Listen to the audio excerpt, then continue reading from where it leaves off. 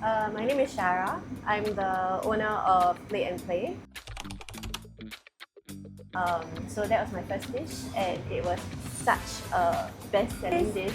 And I say this as a person who doesn't really sweat the small stuff, but that was so stressful. Don't join F&B. The hardest part about running this business is the fact that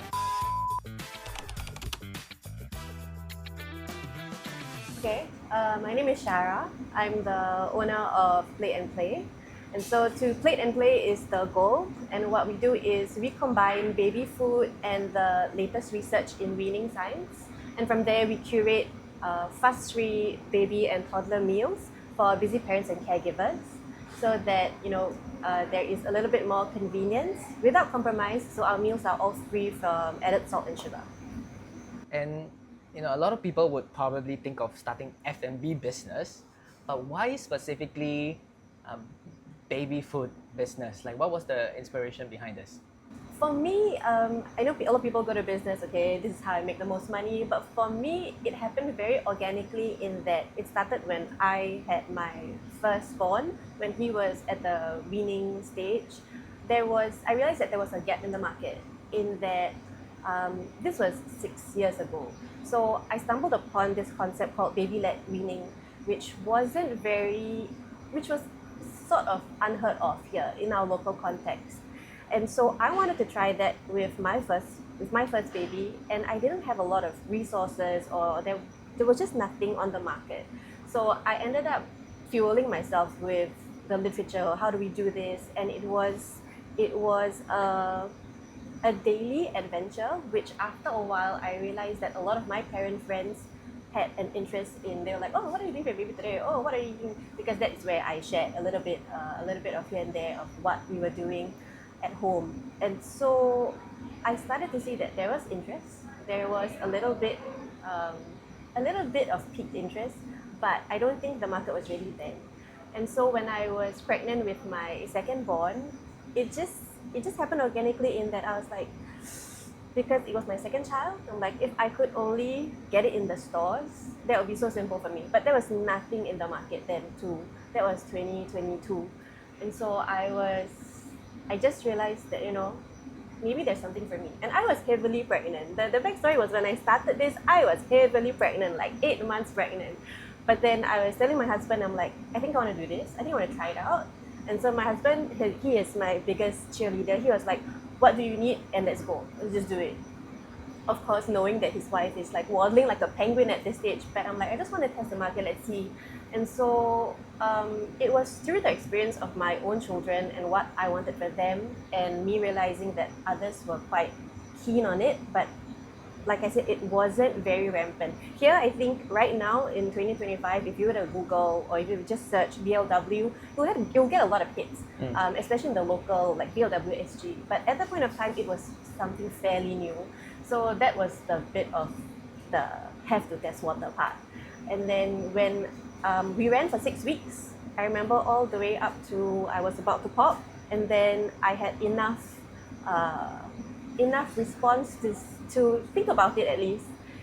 It was a very humble, I think in the 6 weeks there was a humble 50 orders that came in, but the 50 orders that came in were from such excited parents that I felt like, hey, if I were to do this properly, I think there is something there. So it was well received, thankfully. And then when I came back from a long maternity hiatus, I realized that, okay, I'm going to do it now. So I just went all in from there. Yep. For the audience that may not be parents yet, maybe you could explain like what is BLW or baby-led-weaning? Okay, so baby-led-weaning is an approach where you, as the term is, you allow your baby to guide, and also there's an element of not straight off the bat providing them with purees. So I think what is very common for maybe our parents' generation and generations before that is your first food has to be bland, has to be boring, it has to be of no texture, or maybe like the rice cereal or plain porridge. So the most recent studies surrounding baby weaning is saying that actually they can try a lot of other meals, and this is actually very good for them developmentally in terms of like speech development, jaw development. There's a lot of science on this, and so baby-led weaning is allowing your baby to be more independent at the mealtime table and also giving them like more non-traditional type of food.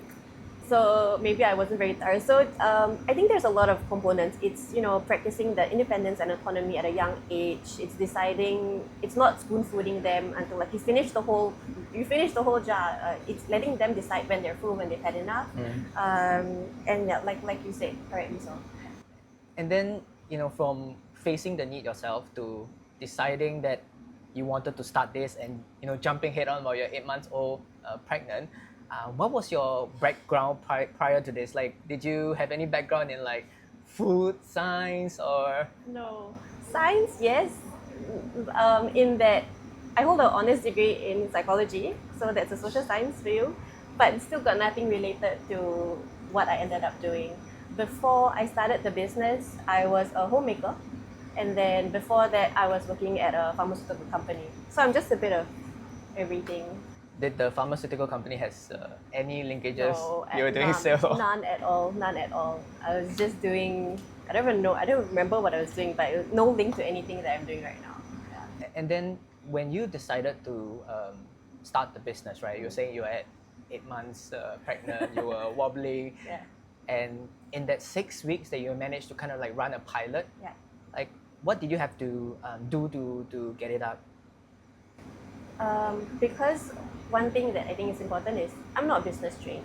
So I was one of the people that maybe you hear of who just went and did it. So whether it was the marketing, whether it was setting up like a very modest website, whether it was all this building the customer service, customer rapport, everything just, I'm very thankful. It just happened to be quite a nice route for me. In terms of what I had to do is, I guess, invest a little bit in new materials, in all these all modest beginnings, like small little Tupperware, a small freezer, and then which eventually got upgraded to a big freezer because I started as a home-based business. Yeah. So everything was within the limitations of the home, but it was a very good, humble ground to begin with. Yeah.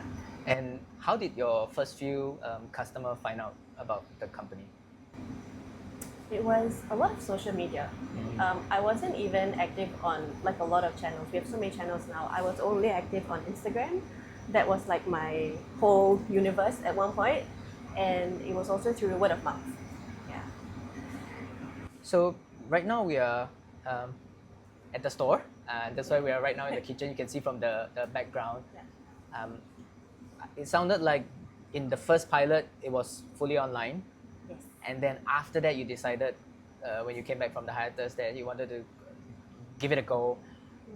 Walk us through your thought process of having an offline presence. What were the considerations? I think the considerations was just, am I in this for long term, or is this just a side hobby, side hustle?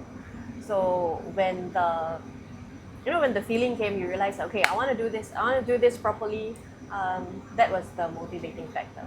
But in all honesty, I think how things played out, it wasn't so much of a decision by me. I feel like, according to my beliefs, I feel like just some things happened to align all at the same time, and then things just fell into place for me. Like even securing this commercial space, I just happened to think of East Village, and then I looked it up, and then there was a unit. I came down for a viewing, and then made an offer. It was like a very quick thing. Only later on, maybe 6 months, 7 months down the road from when we were already operating, that I have people coming up to me, like the neighbors, the friendly neighbors here, who said, there were so many people eyeballing this place. How did you get it? How did you fight? How did you negotiate? I was like, I had no idea. It just happened. I had no idea. So I think when I talk about the route to get here, full of obstacles, sure, but the path here I felt like it was already charted for me.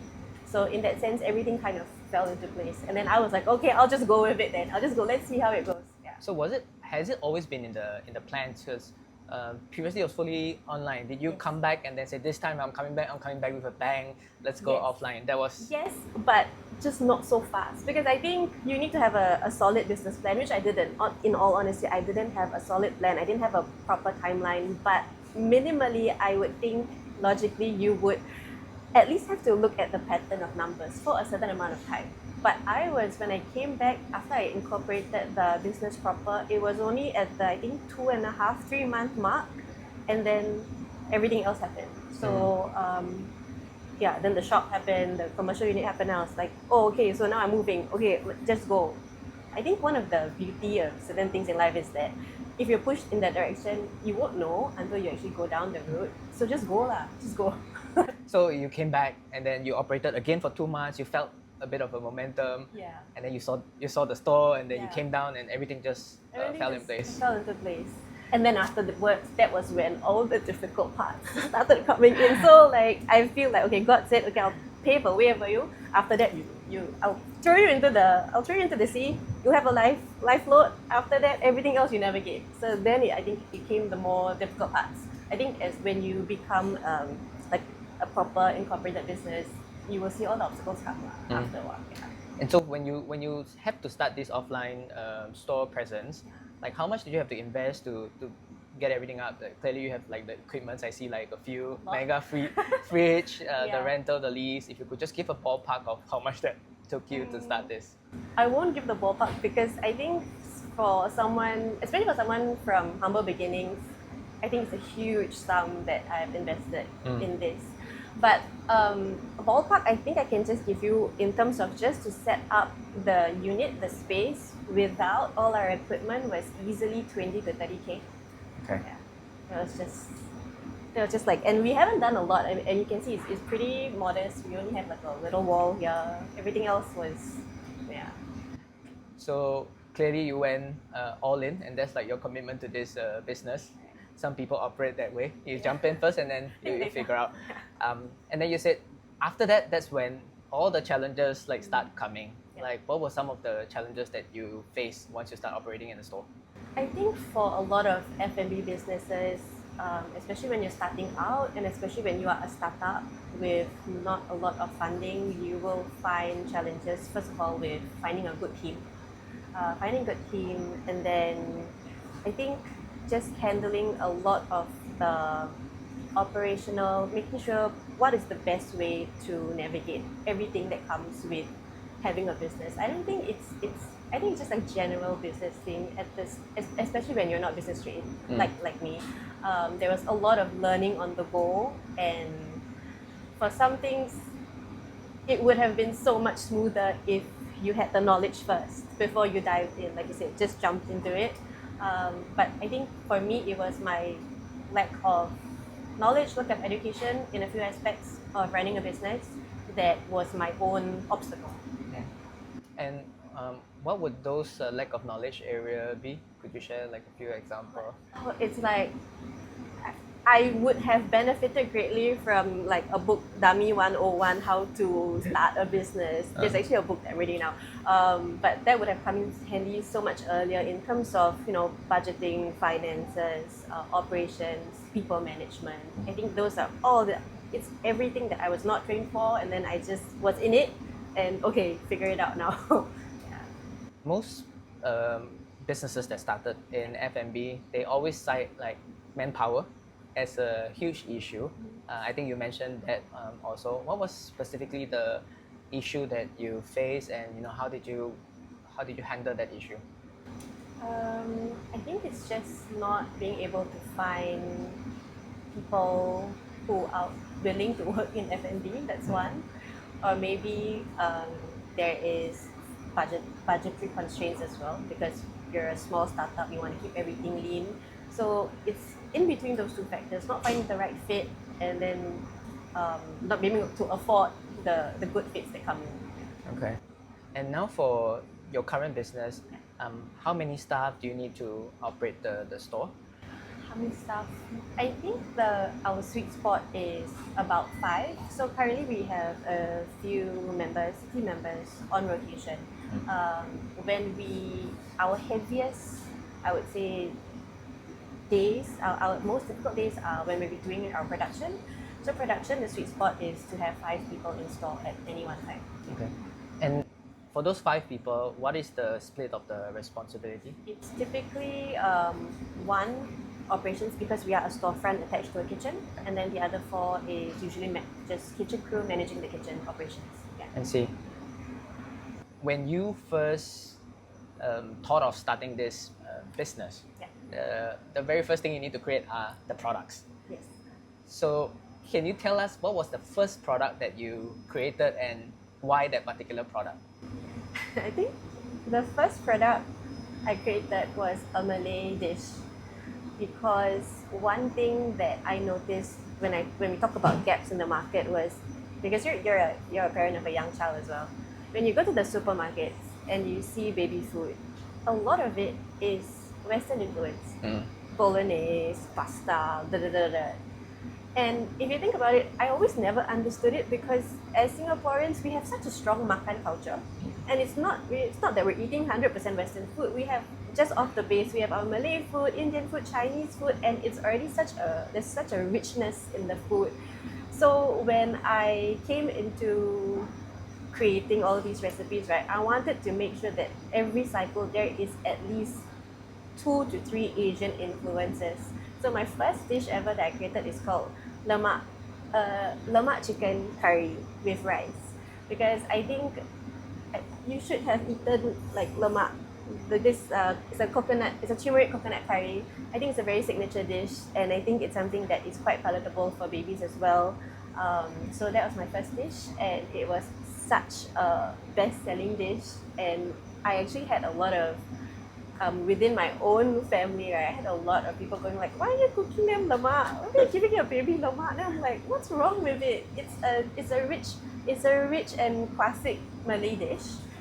We just have to modify a few things, and I really enjoyed making it for my baby because like he slurped it up like, oh, it was like the best thing ever. It's also aromatic. Again, it's a lot of tying to our roots. You know, like I want there to be Malay food, I want there to be Chinese food, I want there to be like Indian flavored food that serves the baby, because we're all gonna grow up, you know, eating char kway teow, ayam masak merah, you know, prata curry. Why not start at when they're able to eat food?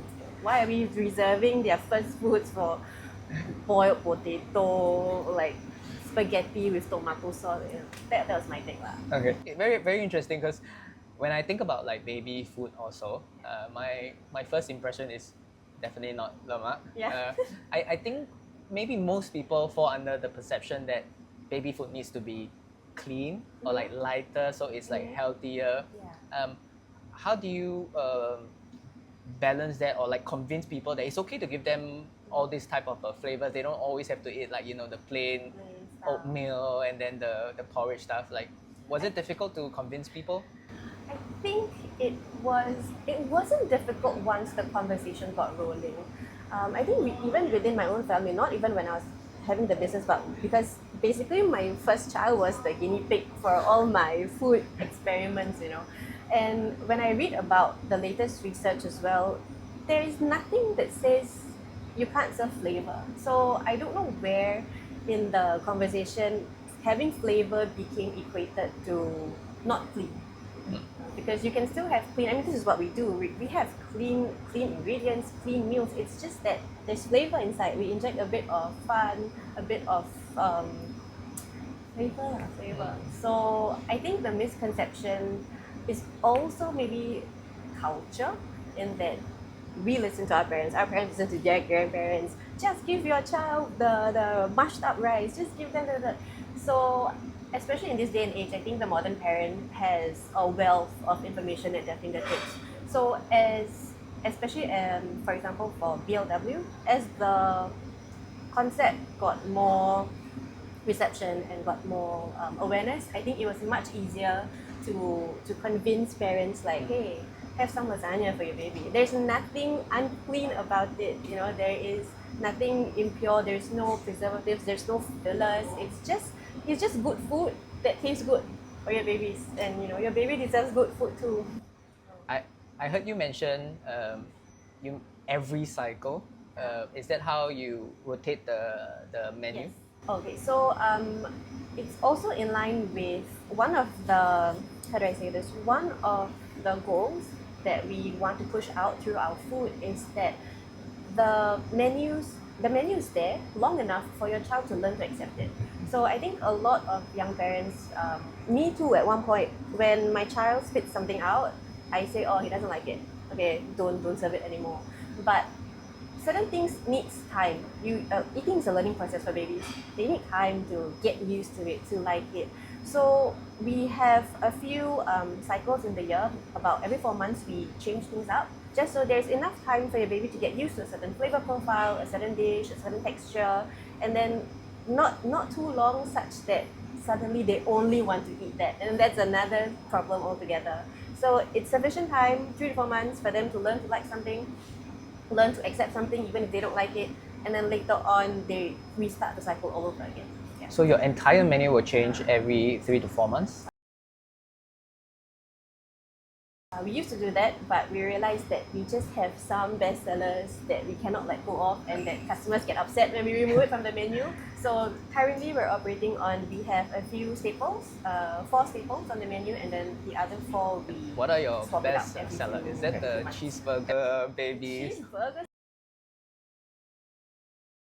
soup is actually new, but it's an up and coming bestseller, right? It is because I so think unique. it's unique. When I went to like the you don't website, hear of cheese. I took a double take, like cheeseburger soup.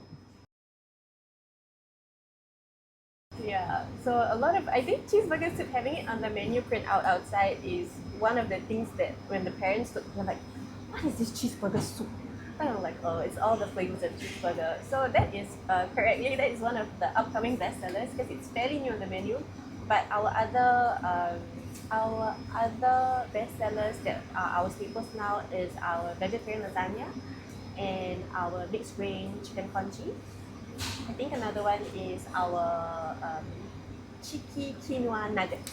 So a healthier take on nuggets. Where did all this idea for this food come about? Like, is it like one fine day you saw, maybe I can turn a cheeseburger into a soup? Like, where do you get your inspiration for the items on your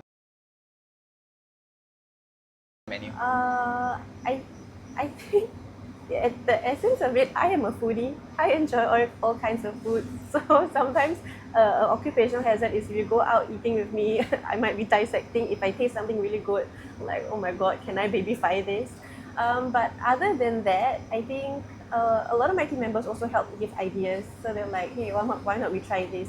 It's honestly, inspiration comes from everywhere. It's just finding like something that has the right nutrients or a good balance of the components in food that And a if baby you were would to share thrive on. some advice, like what is one thing about baby food that all parents should know about, that you find would be the most important thing? Okay, Baby you food heard doesn't this have here. to be boring. Baby food doesn't have to be boring. Doesn't have to be bland. It takes a bit of time, a bit of creativity. So, which I think it boils down to a lot of us working parents. We don't have the luxury of time. So if you don't have time, just buy our meals. But yes, when it comes to like the boringness of food, I think this is something that we stress a lot about on our social media pages. We're just trying to be we're just trying to remove outdated advice, because honestly, from the conversations we have with some of our customers, sometimes when you hear of their visits to, let's say, the polyclinics for the monthly checkups, there are also certain outdated advice that is still being disseminated, and it's not in line, for example, latest by WHO, the World Health Organization, that governs certain guidelines. So it's not that I'm saying boring baby food is bad. I'm just saying that you can venture more, explore a bit more, and it's actually it's for the benefit of your child, because it prevents picky eating later on. It does help prevent picky eating later on. A bit of texture helps improve the jaw and speech development, and it's also a very nice mealtime experience. One of the goals that we try to it's not just about the food, it's about the experience, it's about the mealtime. If you're constantly being given congee every day, you also will get so bored. So it's a journey, it's a food journey, and we take the food adventure, food journey. So now with pretty these seriously offline here operations, because of right? what we do. is there any change in terms of how you acquire your customer? What is the split between online orders as well as offline? I would still say that 90 to 95% of our sales come through online. Only a small percentage comes through our direct walk-ins. That too is maybe also the fact that we're situated a bit. We're not at a hustling bustle mall. We're at a pretty quiet mall. But I think it's okay, because when people walk in and they come by and they see like the store signage, they're always curious. I enjoy walk-ins because there is the conversation that can happen. There's an exchange of ideas, like, oh, okay, this is what we do. And it's always, we've actually had quite a lot of passerbys who are well past the young parent stage, and they're like, I wish this was here when I was a young parent, where were you like 20 years ago? I'm like, oh, that was a very long time ago, sir. But yeah, the walk-ins, being able to be in a pretty accessible space does help us bring in more customers, in that there's a human factor. We're not just hiding behind a screen. Social media, I think for you guys now still plays the biggest role in terms of like acquiring. Yeah. And baby category is also known to be really competitive. Whether it is food aside, even if you look at like diapers, milk bottles, they always aggregate to a few of those like strong brands. So as a newer entrant in this baby category, like what are some of the things that you do or you think can be done to help the brand stand out?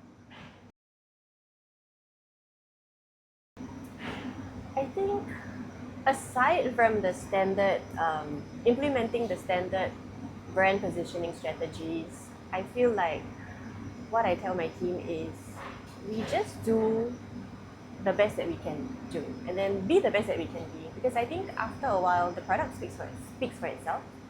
And I also believe in constantly making small but consistent improvements. There's a Malay proverb, loosely translated, bit by bit becomes a hill.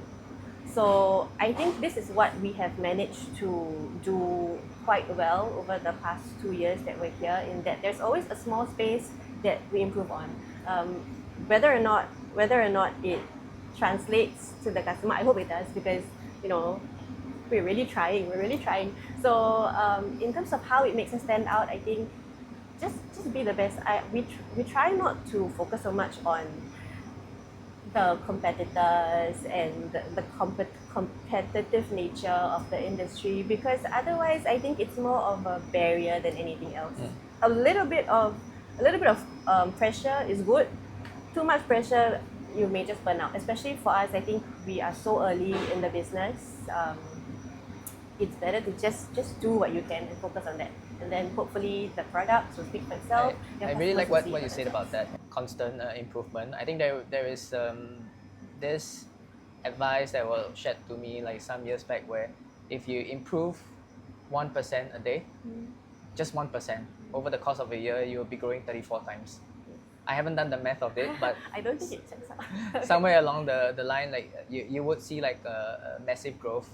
So a lot of time people focus on trying to grow that giant step, but most of the time the giant step is made up of like many small steps, as you would have experienced yourself. With the progress that you have seen, what is the highest revenue month you guys have ever achieved as a milestone? The highest month was actually last month. Congratulations. Thank you. The amount I will not disclose, but it feels good to finally always reach new milestones. So numbers aside, like maybe in terms of like orders or number of tubs that you guys sold, if you could share a ballpark range. I didn't keep track. I just see the numbers look good. I'm like, okay, everybody. You started running and you open up this offline operations to torture yourself, and then scaling. What do you think is the hardest part of running this business?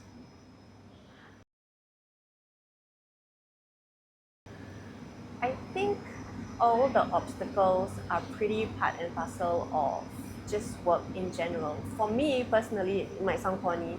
The hardest part about running this business is the fact that I know one of the goals and one of the missions is to ease the days of other parents, but um, the bitter part about the bittersweet is a lot more bitter is the fact that I realize I'm taking time away from my own babies in order to help facilitate others' ease. And I think it's easy for someone on the outside to say, "Oh, but you're your own boss. Then just just leave it alone. Go work on your go spend time with babies." But I think when you're so deep into it and you have a team to take care of and vice versa, I can't just happy, especially since I think we're in the infancy of growth. So it's very important to be here and to be working like mad. But that is the hardest part, the parent guilt that, and it's just a bit ironic because one of the things we always say is we want to ease your days. And then there's a parent behind the screen here like, oh, but I'm taking time away from my babies. I could totally so that is relate for me to the that. personal hardest part.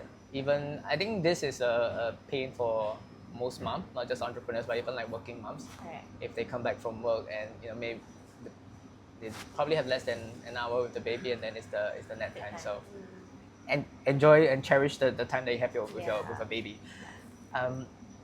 What are your maybe like mid to longer term goals for the business? Have you gave that a thought? Like, what do you want this to be, or what do you hope to achieve? We have a lot of goals, a lot of plans, but I'm not someone who believes in sharing the goals. At least not to people. At least only to people that I trust. But the long-term goal, I guess, would be to be kind of synonymous when you think of baby products, baby food. That Play and Play is one of the brands that you think of. That is, in the abstract sense, that is one of the bigger goals in the long term. And since you started when you came back in 2021 Yeah. Till now, how would you rate the progress of the business? I feel like I wouldn't know how to rate it because I see that there's so much more to do. But at the same time, when I'm being real with myself and I reflect, there's also so much that we have accomplished. So maybe halfway, like 5. Okay. Yeah. 5 is that's a good way to describe it. Yeah. That hindsight that you have now, going through this journey, could you share like what is the lowest point that you felt in this entrepreneurship journey? The lowest point. The lowest point, I think, like a specific Can be a episode, specific episode, or it can be a just generally phase. what is the. I think there was one time where, as any business owner would know, when it comes to money. So I think there was one point, not too long ago, it just felt like we were bleeding money with nothing coming in, and so I think that was the lowest point because it starts to affect your mental, your emotional state. You're constantly in a phase of worry, and I say this as a person who doesn't really sweat the small stuff. But that was so stressful. It was just like, oh my god, are we going to make it to the next month? Are we going to make it to the next month? Oh my god, how are we going to survive this month? So I feel that was, in terms of just resilience building, that was a tough pill to swallow. That was one episode where it was just really, really, really hard to go through the day to day when you don't really see anything coming in, and then you just feel like everything's coming out. Like when is the bad day gonna stop? So I think for me that was one of the lowest points, in the journey, when you don't see your returns coming in. And how did you overcome this? Well, it was not easy. I think you have to be adaptable. You have to be a bit more creative. You had to cut things where you have to make difficult decisions. For me, I made a few difficult decisions at that point of time. Not pleasant decisions, but they had to be done because you want to look at the bigger goal.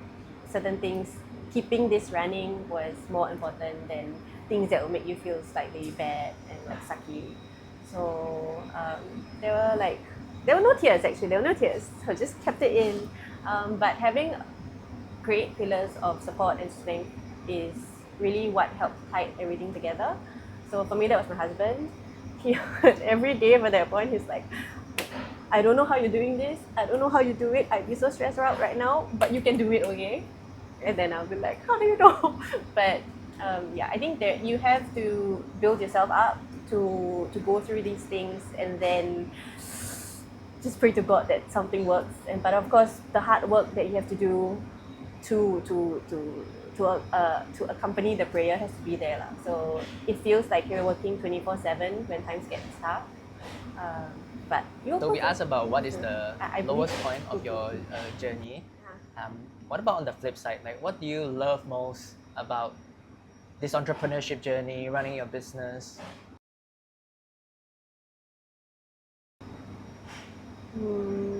What I love most is actually honestly when I get customers giving us feedback that, oh my god, this was so good, or oh my god, thank you for existing, this helped. It sounds really lame, I think, because I think when you think about what do you love about running a business, a lot of things I'm like, oh, it's the money, it's the you get to be your own boss. But for me, I feel that what fills my cup in this capacity is really when I get such lovely customers who take time out of their day to say like, oh my god, this has helped me. Or sometimes they have very strange requests. Can you make for adults also? It's just very comical things. So I think that is where I get satisfaction from the customer feedback, the positive customer feedback. Similarly, I get very down when I get negative customer feedback as well. It doesn't happen too often, so I'm thankful for that. But I'm also very grateful and appreciative that so far we've had just a lovely growing community of parents who support us with our meals. If let's So say there are that's what I love. aspiring entrepreneurs who are looking to enter this space or entrepreneurship in general, what would be some advice that you would think it would be very helpful for them?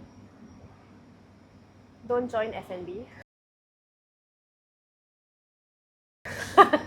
I think my advice would be start young when you can. Start young when you can, and if you come from humble beginnings, be prepared to work what feels like 24/7. Be prepared to really invest not only your money and your time, but also your tears, your sweat, hopefully no blood, and be open to learning as much as you can from people, from mentors, from customers, and don't mistake rejection for failure. I think this is quite important because you never know. I believe that sometimes rejection is actually just a redirection to something or You somewhere mentioned that is listen better to for you. your mentors, Yeah. and do you have mentors that was helpful in your journey? Who are they? How did you find them? I took a lot of at the initial days, I consulted as many people that I could, but again, I'm not business trained, nor do I have a lot of people in the business circle. And I also learned a lot from a particular business owner friend who is the owner of a lactation goods company. Her name is Nisa. She's very nice. She has taught me so many things, especially because I think when you go into entrepreneurship and it's a lonely journey, especially when you don't have like a co-founder. It's a very lonely journey, and not everyone is open to sharing tips and tricks. And also because when you're in such a competitive industry, no one has time for you lah. Okay, but if you do meet genuine, generous people, hold on to them lah, and make sure that you don't forget them if you make My it. own experience is also a lot of times when you try to build something, you feel like you're encountering this problem and you want to figure out the solution to this, but many times the problem that you face are not new. Somebody who have gone on this journey will probably have figured out certain things. So having a mentor, especially in the specific industry, Yeah. definitely can help a lot in accelerating your growth. Yes, correct. Um, the last question that we have is normally what we ask the entrepreneurs on our channel is, Okay. would you consider selling your business one day? One day, not anytime soon. There's a lot of things that we want to do for now. But one day, I'm quite open to it. To sell, quite open to sell. If the price is right. If the price is right, I'm quite open to sell, yeah. Okay. Anyway, thank you so much for all your sharing. you. We are very happy to hear you achieve your highest and continue to achieve your highest every month. So we really appreciate you coming on. And on that note, we have a little something. This is not for baby. This is for you and your husband. Oh, thank you so much. A Thank little you. token. Really to appreciate you coming and do this sharing. Okay, thank you so much. And with that, I think we're done. Thank you. Thank you.